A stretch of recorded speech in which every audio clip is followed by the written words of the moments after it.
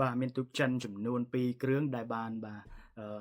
នាំមកបាទចតនៅកំពង់ផែសមុទ្ររៀមនៅខេត្តព្រះសីហនុដែលច្ប10ហ្នឹងបាទខែ10ឆ្នាំ2025ហ្នឹងគឺយើងមានបាទនាវាចម្បាំងរបស់ចិនណាដែលមកចតនៅកំពង់ផែរៀមសៀឲ្យពួកចៅសៀមវាបានដឹងបានឃើញបានលឺឲ្យវាខ្លាចផងវាក៏ចូលមកដែរថ្ងៃនេះវាចូលមកច្រើនមែនទែននៅខាងព្រៃច័ន្ទបាទពួកគេថាខាងវាថានឹងចូលមកបដិញប្រជាពលរដ្ឋយើងឲ្យចេញពីដីរបស់យើងវាអត់អាចទៅរួចទេបន្ទាប់មកវាប្រវាយព័ត៌មានយើងមិនចេញកំណត់ដងថ្ងៃទី10មិនចេញវាបែរជាថាវាចូលមកដោះមានអីណាវិញអញ្ចឹងពួកអាចោហ្នឹងគឺល្បិចវា100ចម្ពុះបាទអត់ចេះចប់ទេនៅជាមួយនៅជិតខាងវាយើងអត់ចង់មានរឿងទេតែវាមានបញ្ហាចិត្តចោះឲ្យខាងបកកាយមើងងាយបាទជាតិសាសរើអាងពុយសាសខ្ញុំអត់ចង់អញ្ចឹងទេបងប្អូនប្រជាជនថៃវាមានល្អមានអាក្រក់ដូចគ្នាដែរបាទមួយចំនួនបាទតូចមកក្តាប់តូចវាបែរជាមិនល្អបាទកម្ពុជាស្វាគមន៍នាវាកងទ័ពជើងទឹកចិនបាទពីរគ្រឿងឈ្មោះ Plan បាទ83និង Plan 988ក្រុមប្រសិទ្ធនុនៅព្រឹកថ្ងៃសុក្រទី10ខែតុលាឆ្នាំ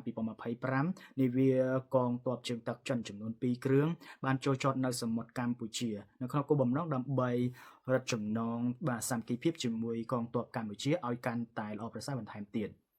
នាវាកងទ័ពជើងទឹកចិនទាំងពីរគ្រឿងនោះគឺមានឈ្មោះថា Plan 83និង Plan N 988បានចូលចតនៅកំពង់ផែស្វយ័តព្រះសីហនុចាប់ពីថ្ងៃទី10ដល់ទី14ខែតុលាឆ្នាំ2025បាទ10ដល់14អញ្ចឹងគឺមានរយៈពេល4ថ្ងៃបន្តមកទៀតក្នុងថ្ងៃទី10នេះដែរគឺមានបាទនាវាចម្បាំងបាទរបស់ទ័ពជើងទឹកអូស្ត្រាលីផងដែរមកជព្រមជាមួយគ្នាគឺផ្ទុកនាវិកបាទជិតទៅ200នាក់បាទទុកជាវឹកជិត200នាក់គឺសូមចូលចតនៅកំពង់ផែស្វយ័តក្រុងព្រះសីហនុរយៈពេល4ថ្ងៃដើម្បីពង្រឹងបាទកិច្ចសហប្រតិបត្តិការរវាងកងទ័ពជើងទឹកបាទទាំងពីរឲ្យកាន់តែល្អប្រសើរក្រុមព្រះសីហនុនាវាចម្បាំង HMAS Bellaret FF8 155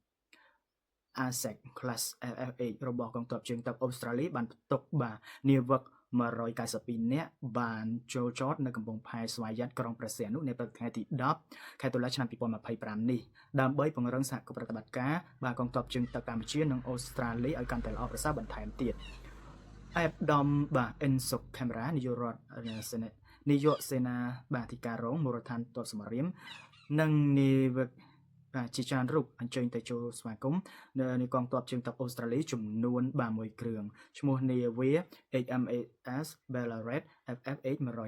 155 and Sec Class FF8 នាំដោយវីរៈអនុវីរៈទៅដែនអាន់ក្រេនជាមេបញ្ជាការនៅកំពង់ផែស្វយ័តក្រុងព្រះសីហនុបាទដូចដែរបាទជំរាបមកជាច្រើនអញ្ចឹងថ្ងៃទី10ហ្នឹងមានតាំងពីចិនមានតាំងពីអូស្ត្រាលីគេមកហើយផ្ដាំទៅពួកបាទខាងឆ្លៀនពៀនទឹកដីខាងបែកខាងចៅសៀមអញ្ចឹងកុំហ៊ានពេកចេះខ្មាស់អន្តរជាតិផងបាទលួចដីគេទៅស្រស់ហ្នឹងអញ្ចឹងសូមបាទបញ្ឈប់ជាបន្ទាន់នៅក្នុងថ្ងៃទី10ហ្នឹងបាទសូមបន្ទប់ឲ្យសូមដកថយទៅវិញទៅបាទមានតែប៉ុណ្្នឹងទេឲ្យបងប្អូនជួយ share ឲ្យច្រើនឲ្យទៅខាងសៀមវាឃើញផងបាទមានតែប៉ុណ្្នឹងទេអរគុណបាយបាយ